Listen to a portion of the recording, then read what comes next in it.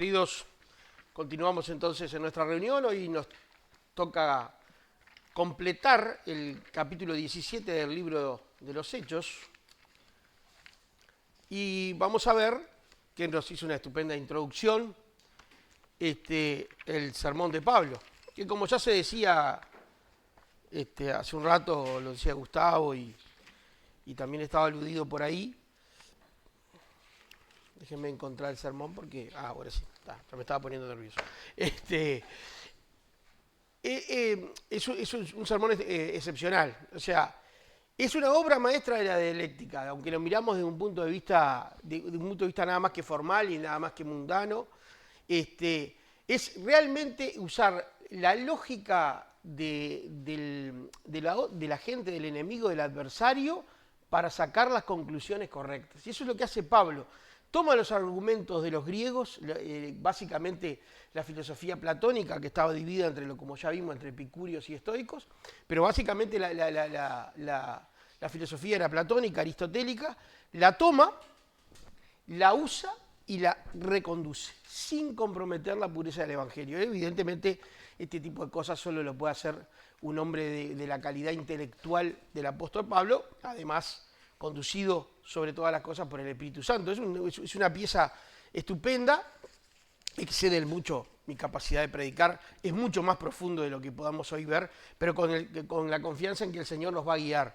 Comencemos entonces el discurso de Pablo en Atenas, en el capítulo 17, vamos a tomar los versículos 22, no para enseñarlos, porque esos ya fueron enseñados, sino simplemente para retomar el hilo del comentario. Dice: entonces Pablo se puso de pie, versículo 22 de 17 de Hechos, en medio del Areópago y dijo: hombres de Atenas, observo que son de lo más religioso en todas las cosas. Pues así, mientras pasaba y miraba sus monumentos sagrados, hallé también un altar en el cual está la inscripción al Dios no conocido. A aquel pues que ustedes honran sin conocerle, a este yo les anuncio. Este sermón es una pieza, como decimos, única.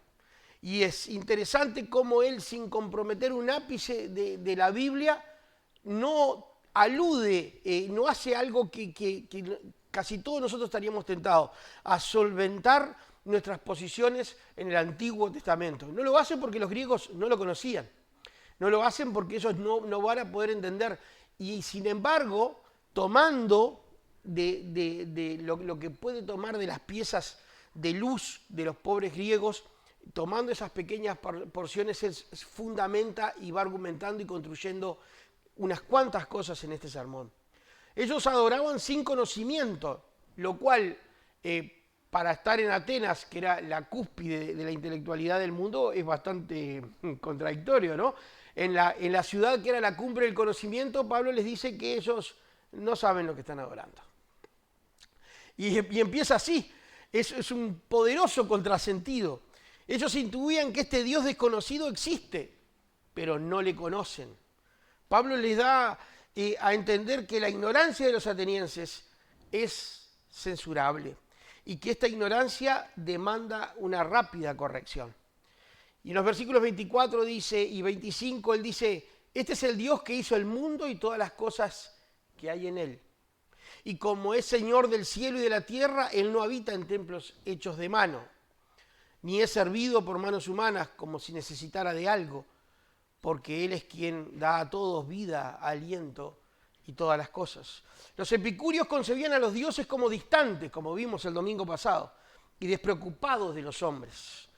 Los estoicos concebían a Dios como principio de la razón, impersonal, aunque inmanente a todas las cosas, que permeaba el cosmos. Pero Pablo proclama a un Dios que es distinto del cosmos y profundamente interesado e involucrado con sus criaturas. Inmediatamente y rápidamente Pablo les da vuelta el razonamiento y dice: no, Dios no es inmanente, no es un principio real del cosmos, es un ser personal, es un ser que está por encima de él.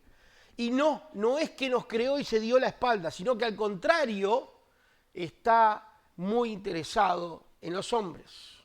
Refuta de palmo las ambiciones filosóficas y el platonismo, que era la base de estas dos escuelas filosóficas. El mensaje de Pablo es completamente bíblico, ya que Pablo sin mencionar, sin citar explícitamente, ancla su mensaje en los profetas. Esto que acabamos de leer se encuentra en Isaías capítulo 42, bichémoslo. Vemos que Pablo está usando una lógica bíblica tomando herramientas paganas. Es interesante, esto no lo puede hacer cualquiera, ciertamente, y mucho menos seguramente improvisado como lo estaba haciendo él en el momento. 42:5 dice, así dice el Señor, el que crea los cielos y el que despliega, el que extiende la tierra y sus productos y el que da respiración al pueblo que está en ella y aliento a los que andan por ella. La teología es bíblica.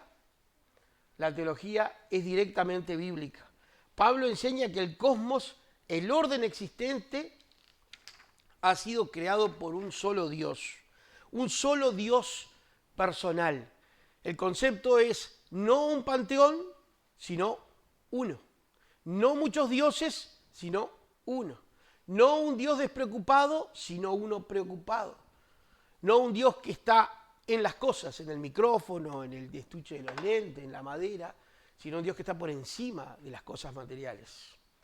Rápidamente los epicúreos estaban recibiendo el mensaje. El Señor ha creado los cielos y la tierra. Ergo, ha creado a Atenas y a los atenienses. ¿No? Él posee aciedad, les dice. O sea, Él es absolutamente independiente de toda su creación. No la necesita. No la necesita. Por lo tanto, no deriva gloria de su creación. La creación lo glorifica porque es muestra de su enorme poder, pero Él no deriva gloria alguna de los hombres. Y no está necesitando gloria de los hombres para subsistir. De hecho, no hay nada que le podamos ofrendar a Dios que le sea necesario. Él en sí mismo encierra todo lo que necesita. Por eso le dijo a Moisés, aunque Pablo no se lo comunicó a los atenienses, pero nosotros lo pensamos, por eso le dijo a Moisés, yo soy el que soy. Hay una absoluta autosuficiencia en Dios. Él no necesitaba crear el mundo ni la raza. Él quiso crear el mundo y la raza, y eso es bien diferente. Él no necesita de la raza humana para que se acerque y le adore. Él quiere que la raza humana se acerque y le adore. Son cosas bien distintas. Él posee entonces esto que se llama aciedad, independencia absoluta de las cosas. Nosotros no las poseemos, porque por más independiente que queramos ser, estamos siempre en dependencia de otros. Y de hecho somos dependientes de las circunstancias, y somos dependientes de tener salud, y dependientes del dinero que podamos proveer, y dependientes de que aquel haga el trabajo, y dependientes de que los poderes públicos se ordenen, y somos totalmente dependientes. Pero Dios es independiente, no necesita provisión, no necesita que otros hagan las cosas para poder proveerse, no necesita nada. Y eso destruye el concepto platónico de que los dioses eran una comunidad generada en mutua y interdependencia. Eso golpea el concepto de que Dios realmente necesita a la raza humana y compite en cierto sentido con la raza humana y rivaliza en cierto sentido con la raza humana y que hay dioses solidarios de los humanos y dioses enemigos de los humanos. Todos los conceptos griegos que estaban involucrados atrás, él está golpeándolos sin golpearnos. Él no se para delante de ellos y dice, muchachos, todo lo que ustedes creen es ridículo. Porque lo hubieran sacado del areópago rápido, más rápido de lo que lo sacaron. No, él simplemente empieza a manifestar estas ideas. Con esta introducción, el oído ateniense, sin embargo, es captado. Porque los epicúreos están de acuerdo en que Dios no necesita al ser humano. Y los estoicos estarán de acuerdo con que Él es la fuente de la vida. Así que los mantiene corrigiéndolos, pero los mantiene escuchando. No los está atacando directamente, simplemente les está corriendo los conceptos. Pablo afirma que Dios es personal y que crea y que sustenta todas las cosas. La base de la teología griega, en el centro de lo que los griegos creían en todas sus escuelas y en toda su historia, es básicamente la deificación del hombre. El concepto griego de Dios es el hombre mismo. Es una adoración a el hombre en sí mismo. Y es en sí mismo la quinta esencia del satanismo. porque el hombre es el que se coloca en el lugar de Dios. Porque si ustedes observan o han leído o estudiaron en el liceo tal vez algo de mitología griega, ven que los dioses se parecen mucho a nosotros. Tienen emociones, se encaprichan, odian, se enojan, hacen todos los berrinches que hacen se celan, se traicionan, cometen adulterio. Bueno, para ser dioses son bastante vulgares, parecen los vecinos de la esquina. ¿No? Pero es porque en realidad el ateniense se adoraba a sí mismo. Y eso es tremendamente demoníaco. Porque eso es lo que la serpiente le dijo a Adán y Eva. No moriréis, sino que seréis como Dios, sabiendo el bien y el mal. Entonces esta cultura en la que Pablo está es una cultura profundamente demoníaca. Aunque no hay demonios, no hay gente que babea, ni se retuerza el cuello, ni gente que repte por los pisos, ni hay ruidos guturales, ni nada por el estilo, la maldad siempre es elegante. La verdadera maldad es elegante y se presenta bien vestida. No se presenta de manera notoriamente malvada. No es el demonio un ser vestido de rojo con cuernitos y tridente y colita, sino que el demonio es verdaderamente un ángel de luz. El problema central es que el demonio siempre repite lo mismo a los seres humanos. Dios no es digno de confianza. Dios no te está diciendo todo. Dios no te dice que vos podés, porque vos sos Dios. Eso es profundamente malvado y ha conducido a millones y millones y millones de seres humanos al infierno.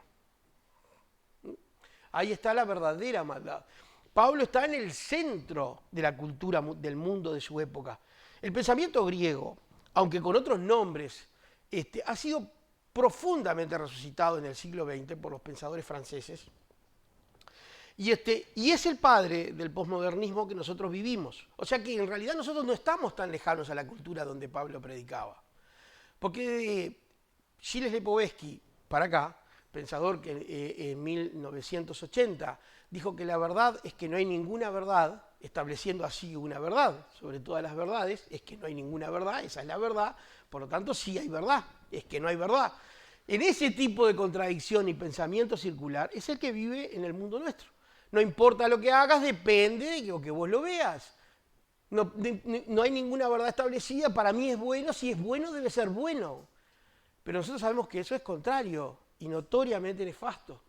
Eso ha producido el entronizamiento de la emoción por sobre la razón. Entonces, escucha tu corazón y todo ese tipo de frases que nosotros escuchamos. No hay que pensar, hay que vivir, hay que sentir.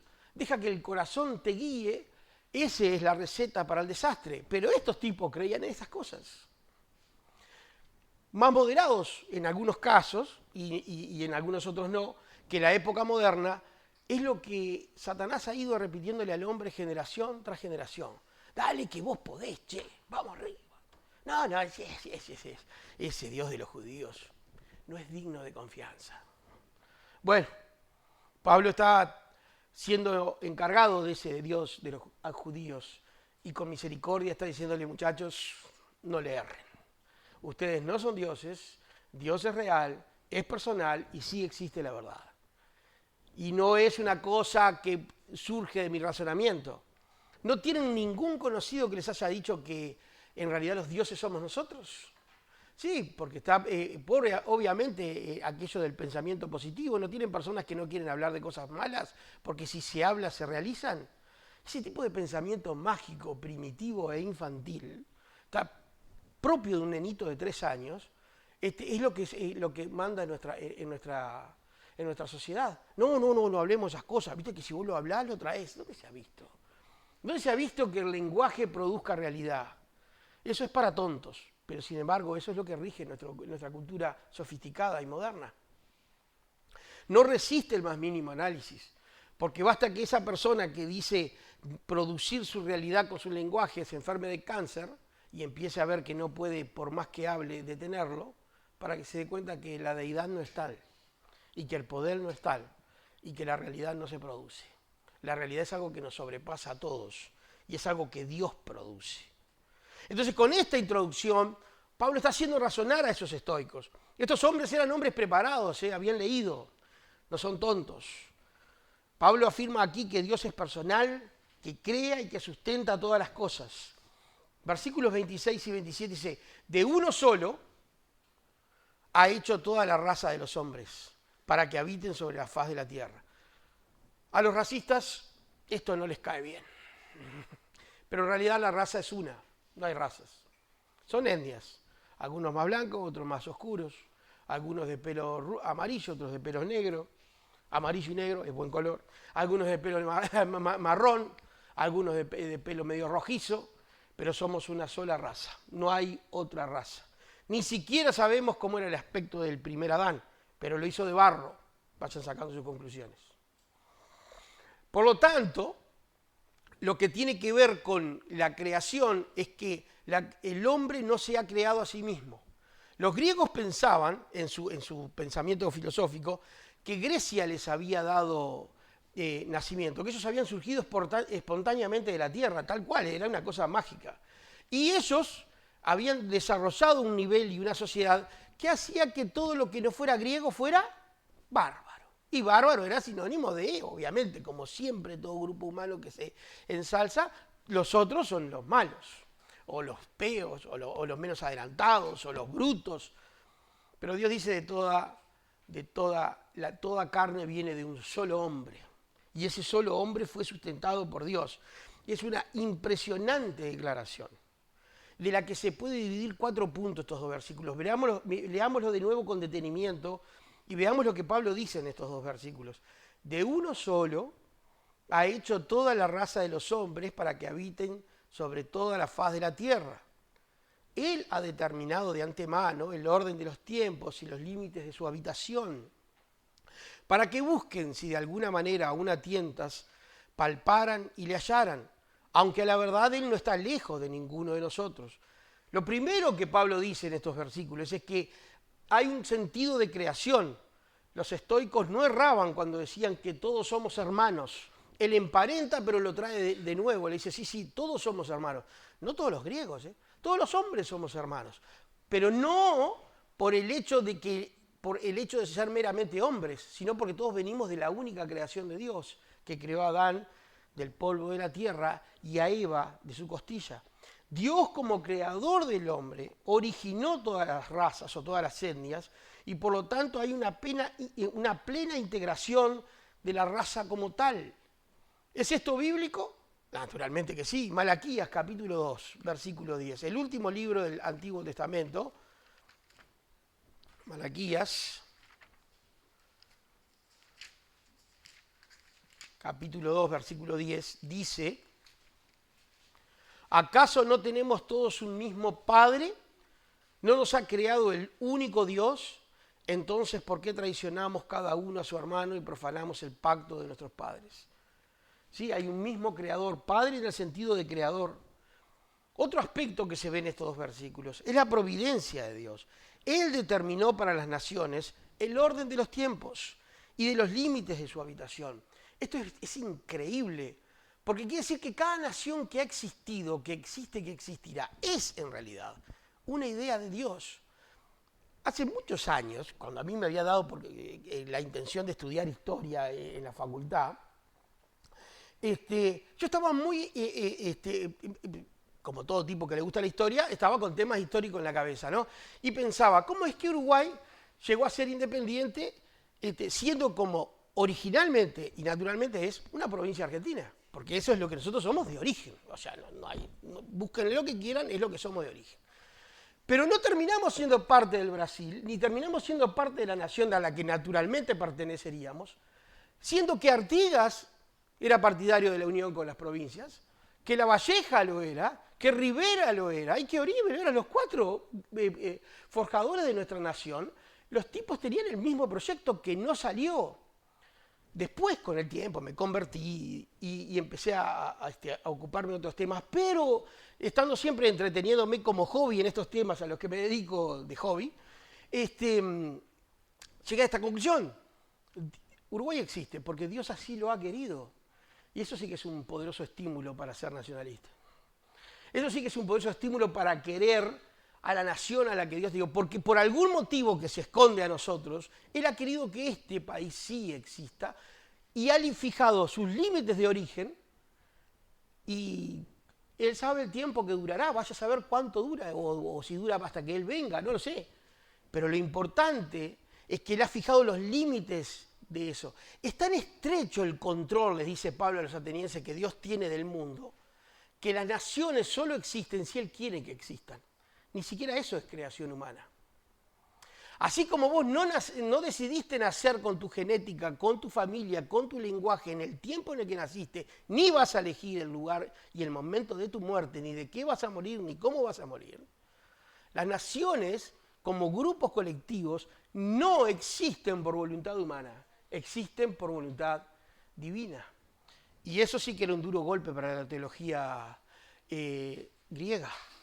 Y era un duro golpe para la supuesta soberanía humana. Era un duro golpe. Él dice que Dios define las épocas y las fronteras de la existencia de los colectivos humanos. Por tanto, Él ha fijado a las naciones el periodo de la historia en el cual existirán y serán viables y en el cual dejarán de existir. ¿Cuántas poderosas naciones han existido y dejarán de existir? ¿Cuántas poderosas naciones existen hoy? Piensen en Egipto, que fueron cabeza del mundo y ahora son una nación de cuarta. De cuarta. ¿Cuántas poderosas naciones veremos surgir en las eras venideras si Él no viene? No lo sabemos. Pero sabemos que sí existen y si están ahí es porque Él quiere. Por otra parte, otra cosa que podemos ver en estos dos versículos es la búsqueda. El hombre ha sido creado para buscar a Dios. Dios tiene un propósito para el hombre. El primer propósito, lo que se llama el mandato cultural, el civilizatorio, henchid la tierra y sojuzgarla.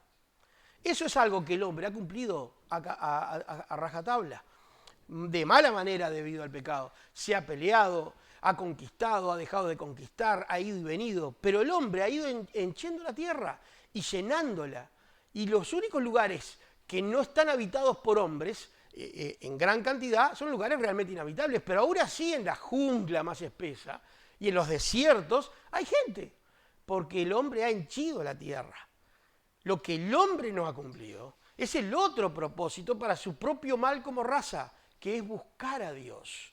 Porque el hombre ha buscado lo que la serpiente le dijo que buscara, que se buscara a sí mismo y eligiera entre el bien y el mal sobre él mismo, acarreando esta condenación que vemos y esta desgracia como raza que vemos.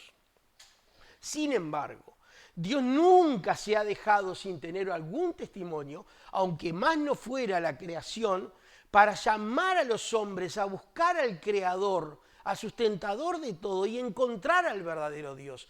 Dios siempre ha estado dándole una oportunidad al hombre de venir a Él. Y no es culpable por el fracaso del hombre. Y entonces, si Dios no es culpable, el hombre es plenamente responsable de fracasar. Y lo que Pablo les está diciendo a los griegos acá es: muchachos, ustedes son culpables de no encontrar a Dios y son plenamente responsables de ensimismarse en sus mismos pensamientos, pensando que ustedes son dioses. Por lo tanto, este es el concepto de la búsqueda. El concepto está también el de la presencia de Dios, el cuarto concepto.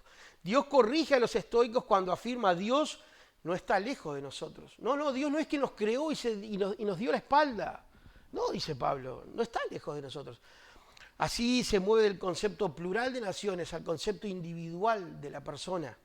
Porque Dios no es solo el Dios legítimo de Uruguay, es el Dios legítimo de cada uno de nosotros y de cada uno de los uruguayos. Y ellos darán cuenta a cada uno de nuestros compatriotas por haberle honrado o no. Porque Dios es el legítimo hacedor de cada uno de los que viven en este país. Ni hablar que de los otros. Pero los otros hoy no nos interesan. Nos interesan nosotros, como nación, como pueblo. Nosotros tenemos que dar cuenta a Dios del que nos ha creado y nos ha dado vida. Nos ha dado capacidades intelectuales, salud, trabajo, conocimiento. Él está cercano a nosotros. está cercana a nuestra salvación, así que tenemos que responder. Las naciones son colectivamente responsables, los individuos son, ergo, individualmente responsables. Cada uno dará cuenta de sí, porque tenemos que dar cuenta. Porque dice Hebreos 9:27, está establecido al hombre morir una vez y luego el juicio. ¿El juicio sobre qué? Sobre lo que hemos hecho con lo que nos ha sido dado. ¿Qué nos ha sido dado? La vida, el entendimiento, las capacidades, el tiempo vital que es para henchir la tierra y vivir buscando a Dios. ¿Qué hablábamos más temprano de buscar primeramente el reino de Dios y su justicia? De eso se trata. Así que Pablo se mueve del concepto nacional al concepto individual. Es la persona, el individuo, es el que debe buscar a Dios y reconocerlo como creador y como salvador y como sustentador.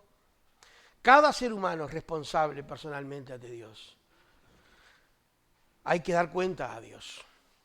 Versículo 28, porque en Él vivimos y nos movemos y somos, como también ha dicho alguno de sus poetas, porque también somos linaje de Él. Aquí Pablo usa el pensamiento griego, concretamente cita a Epímenes, Piménides, es raro el nombre, y a Aristo de Soles. Son dos poetas que escribían poesía y filosofía y tal. No vale mucho, una guarangada todo, pero él usa ese concepto, porque eran muy populares esos dos, los trae y les dice, miren, ustedes no están lejos de Dios. Eso es providencia. Porque ¿cómo es que el hombre buscando a tientas puede encontrarlo? No están lejos. Han llegado a una conclusión correcta. Nosotros en Él vivimos y nos movemos. Nosotros, linaje suyo somos. ¡Ey! No están lejos de la salvación, dice Pablo. Está bien. Estos pasajes de estos dos poetas griegos estaban dedicados a Zeus, claramente, ¿no? Pero Zeus es un error de concepto. Ahora, si yo cambio a Zeus, que no existe, por Dios, las frases son verdaderas. Él les dice, continúen buscando, continúen buscando. Versículo 29. Siendo pues linaje de Dios, no debemos pensar que la divinidad sea semejante a oro, o plata, o piedra, o escultura, o imaginación de hombre. Es brillante. Ahora él dice, muchachos, si nosotros somos, como ustedes mismos dicen, y está bien, linaje de Dios, nosotros no somos ni de oro, ni de piedra, ni de plata. ¿Por qué entonces adoramos imágenes de un plumazo? Golpea la idolatría, sin atacarla directamente. Él dice, nosotros somos linaje de Dios, esto no, ¿por qué esto? ¿Por qué una imagen? ¿Por qué un monumento? ¿Por qué confinar a Dios? Si nosotros somos descendencia de Dios, no debemos mirar a Dios como un objeto de su creación. Juan 4:24, el que adora a Dios debe adorarlo en espíritu y en verdad, porque Dios tales adoradores busca que le adoren. Pablo está siendo estrictamente bíblico y está golpeando el corazón de la filosofía griega sin atacarla directamente, aunque claro, ya ahora el ataque es bastante indisimulable. Este argumento es tan sólido que deja a los filósofos sin argumentos. Porque es cierto, siendo mucho más valiosos que los objetos inanimados, ¿cómo podemos nosotros, si somos personas animadas e intelectuales, pensar que Dios es un tipo que está así y es de piedra? ¿Cómo alguien que tiene razonamiento y conocimiento puede pensar que Dios es esto? Como hablábamos el domingo pasado, que nos enseñaba cómo es que podemos adorar un objeto de madera o de piedra. Él dice, muchachos, si somos linaje de Dios, si somos personales, si tenemos conocimiento y emociones, si tenemos voluntad y talento, y si somos hijos de Dios, Dios no puede ser un pedazo de piedra, ni una estatua de oro, ni una de plata. No lo puede ser por definición, porque si no, nosotros tendríamos que andar, ¿no? O ser llevados de un lado para el otro. No, el argumento es brillante. Y contéstenlo ustedes. ¿Cómo le responderían para defender la idolatría? No tiene mucho sentido. Dios dice de manera directa, a través de Pablo, que la idolatría es fútil. es una reducción del pensamiento y de la naturaleza humana. Nadie que tiene emociones, pensamiento y voluntad puede someterse a un objeto inanimado. Es cuando yo, a veces bromeando, cuando andamos con Lila por ahí, y vamos en la ruta y nos pasa un auto que nos pasa, no, le digo al chimuelo, al auto, no le digo, vamos chimuelón, córralo. El auto no se entera, ¿no? Porque si yo no piso el acelerador, y además, ¿verdad? Pero uno le habla, bromeando, pero consideren la idolatría. Es objetivamente el sometimiento de la voluntad humana a un objeto. Ahora consideren a la gente que hace kilómetros atrás de un palo con una cabeza de cera y manitos de cera vestido. Consideren la cantidad de compatriotas que van hasta San Cono. San Cono, un pedazo de piedra, y dejan televisores, y plata, y bicicletas. ¿Entienden? La gente que se arrodilla y llora en una iglesia, en una estatua, que si levantamos la pollera o la túnica, es un palo, ni siquiera las hacen todas de yeso ya. Un palo. Pero hay devoción por eso. Gente que piensa que comiendo una galletita, se está comiendo a Dios. El asunto de la idolatría es maldad, es satanismo, es prisión, es cadena, es peligroso porque condena al infierno. A miles, cientos de miles de compatriotas. ¿No? Gente que piensa que hay que tirar dinero o objetos preciosos en la playa Ramírez porque va a venir una supuesta Yemanjá y se lo va a llevar. No existe tal cosa, no existe. Es un problema. Analí y yo íbamos siempre después de Yemanjá a la playa Ramírez. Una vez encontramos una buena plata y nos comimos bruto helado en la Cigale que estaba enfrente. No se lo agradecimos a Yemanjá porque no existe, se lo agradecimos a Dios. Pero el asunto es que esa gente había tirado malamente su dinero y pasaban dos cristianos pobres y dijeron, mirá qué helado nos vamos a comer. Y efectivamente, y además, honestamente, esa etapa no teníamos un mango. Veníamos medio complicado de plata. Y qué momento pero no Yemanjá, el Señor. Yemanjá no existe. No se enteró de que le tiraron la plata ni se enteró que nosotros nos la guardamos y nos comimos el helado de la Cigale. Pero el asunto es que, hermanos, cómo Pablo está tirando de las cadenas que aprisionan a los atenienses es la gloria y el amor de Dios por la raza. Él les está sacudiendo los fundamentos del pensamiento. Es algo serio, solemne e increíblemente inteligente lo que hace el apóstol. Es realmente digno de estudio este sermón porque da para mucho. Él está sacudiendo las bases de su pensamiento diciendo, escuchen, esto es ridículo, ustedes no pueden encadenarse a esto. Bien, Pablo les dice la idolatría, las imágenes son futilidad. Versículo 30, por eso, aunque antes Dios pasó por alto los tiempos de esta ignorancia, los griegos vivieron muchos años en ignorancia, en este tiempo manda a todos los hombres en todos los lugares que se arrepientan. Esto es solemne, porque le dice, sí, generaciones pasadas, ustedes no escucharon el Evangelio. Perecieron en sus pecados por sus propios pecados, pero ahora son doblemente culpables, porque el Evangelio ha llegado hasta ustedes. Ahora la puerta está abierta, griegos. Ahora el Evangelio es predicado ante ustedes. Ahora Jesucristo es presentado. Es presentado. Esto es bastante solemne, porque Pablo está advirtiendo que la ignorancia de los griegos se acabó. Dios en su juicio ha enviado el mensaje a los griegos para salvarlos. Y ahora cuando un griego que haya escuchado este mensaje se pare a ofrecer incienso a un pedazo de piedra, de oro o de plata, es absolutamente culpable. Es de manera catastróficamente culpable. Porque el tiempo de la verdad se ha acercado. Porque siempre el conocimiento es responsabilidad. El tiempo de la justicia de esa cultura había llegado. Dios iba a juzgar a Grecia. El tiempo de la decisión individual de los griegos había llegado. Tenían que obedecer, elegir entre obedecer a su cultura o obedecer el evangelio que empezaba a proclamarse en sus calles. Tenían que tomar una decisión ante la verdad que Pablo dijo en las plazas y en el Areópago. Van a tener que tomar una decisión después de que Pablo se vaya de Atenas y siga a Salónica o Tesalónica y Corinto y demás, pero allí va a quedar los creyentes que se convirtieron esa vez y van a seguir proclamando, son responsables. Ahora sí que no están en ignorancia.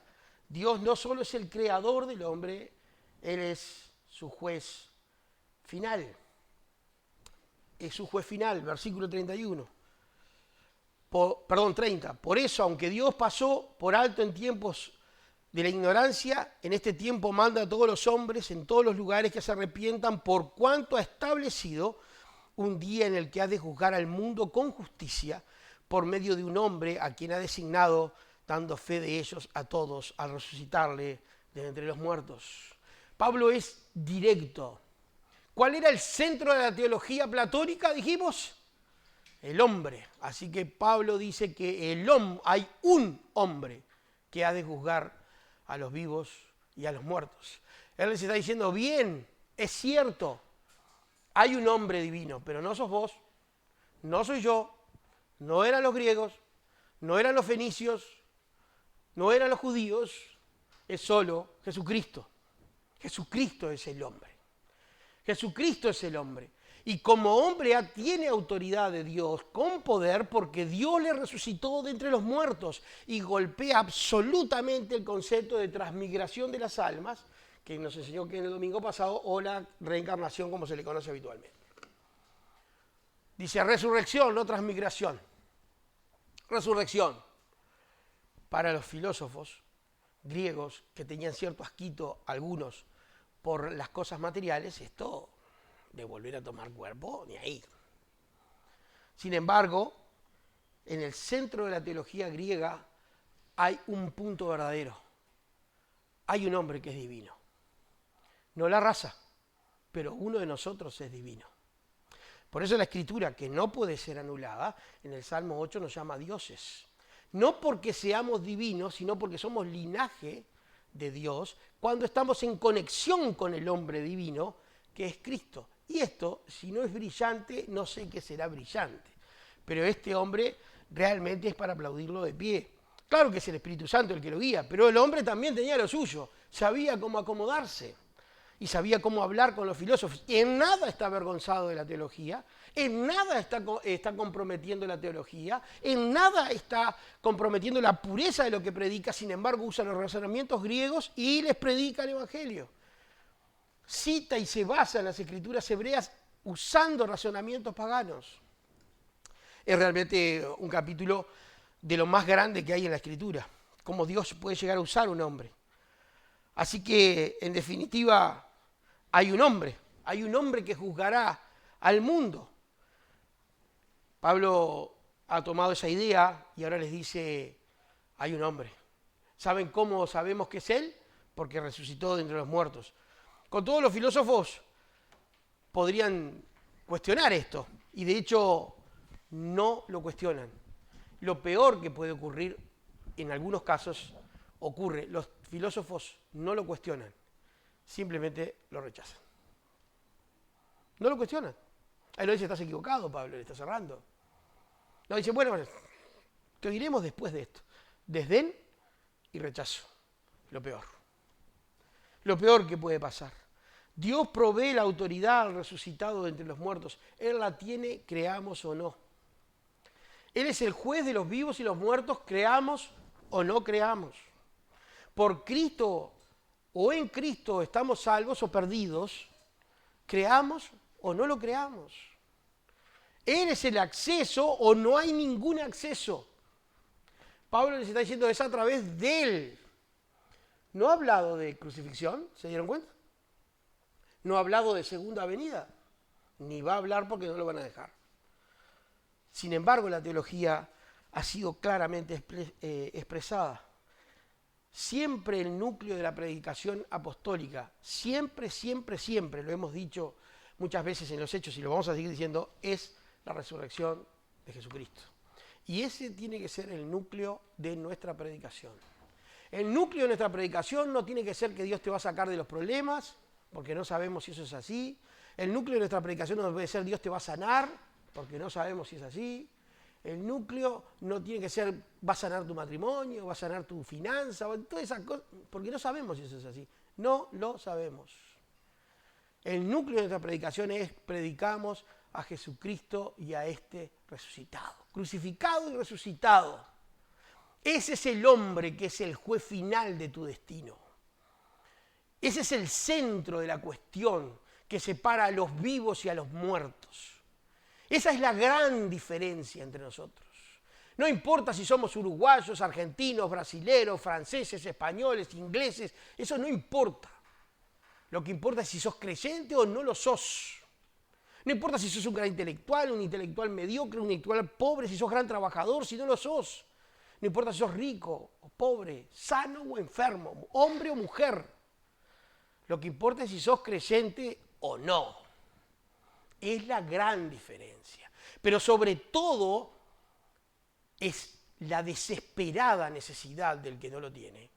Porque cuando llegue la hora de morir, y llegará, marca tu destino eterno, para siempre, en el cielo o en el infierno. La pelota está ahí. Él ha hecho lo que es necesario hacer. Y ahora corresponde decidir quién es Jesús de Nazaret. Así que Pablo está haciendo su trabajo. Pablo está haciendo su trabajo.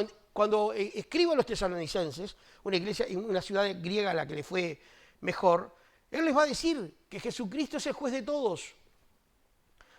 En este discurso, Pablo no llega a mencionar, como dije, ni la muerte ni su segunda venida, pero toca los 4 puntos del Evangelio, que son el pecado del hombre, el necesario arrepentimiento individual, el juicio seguro que cada uno va a pasar y la resurrección final de entre los muertos. ¿Dónde vas a resucitar aquel día, querido?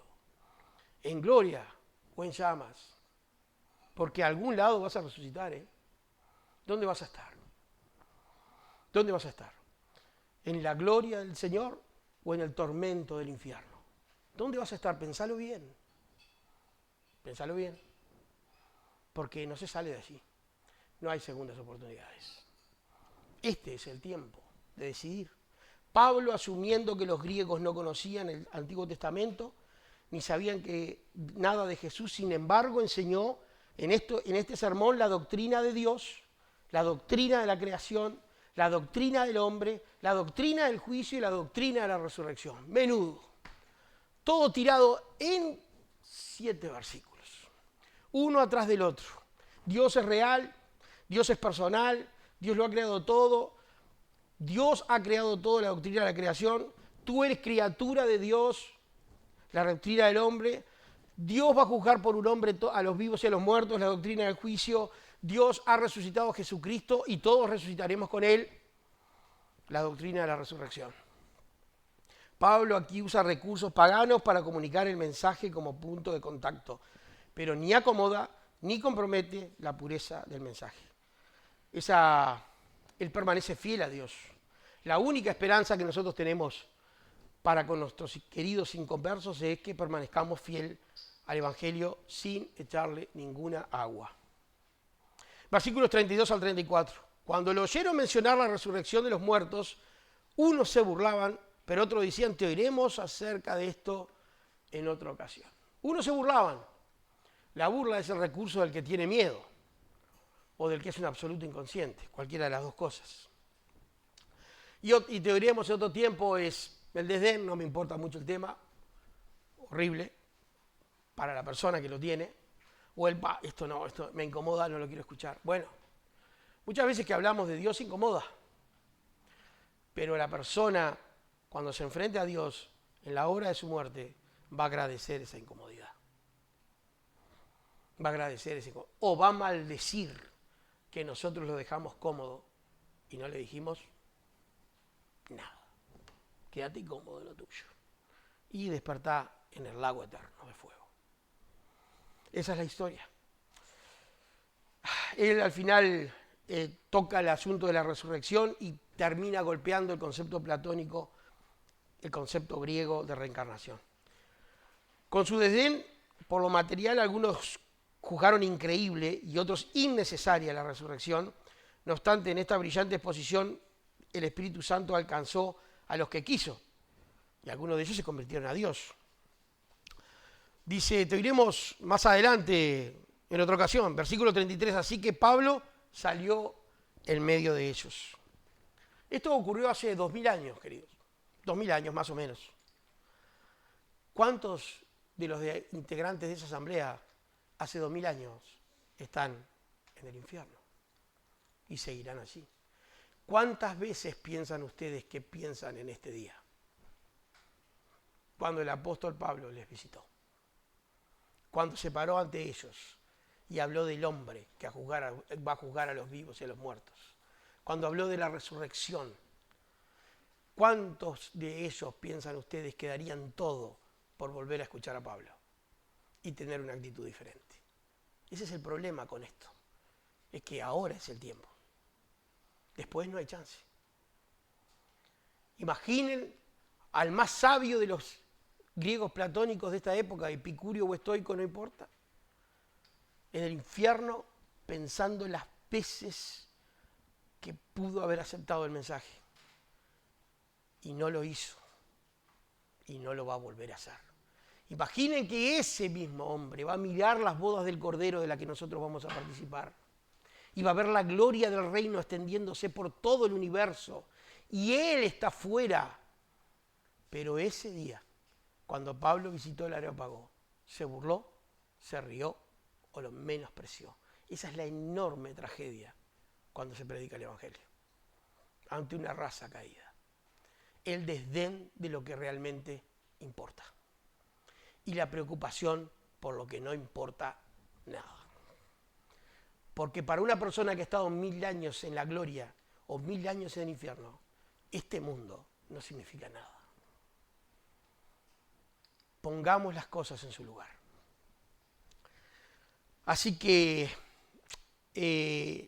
salió de ellos, dice Pablo, en versículo 34, pero algunos hombres se juntaron con él y creyeron.